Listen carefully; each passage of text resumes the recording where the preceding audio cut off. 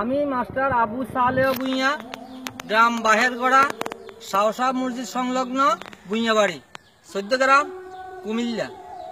আমি এখন একটি কবিতা আবৃত্তি করব। আমার কবিতার নাম মামার বাড়ি। লেখক জসিমউদ্দিন। আই ছেলেরা আই মেয়েরা ফুল তুলিতে যাই, ফুলের মালা গলায় দিয়ে মামার বাড়ি যাই।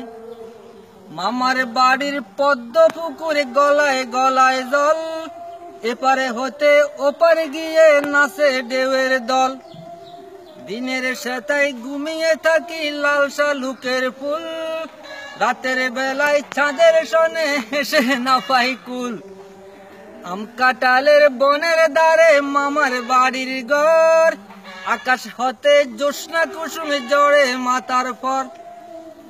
রাতের বেলায় চাঁদের সনে, রাতের বেলায় জোনাই জলে বাঁশবাগানের ছায়ে, শিমুল গাছের শাখায় বসে ভোরের পাখি গায়।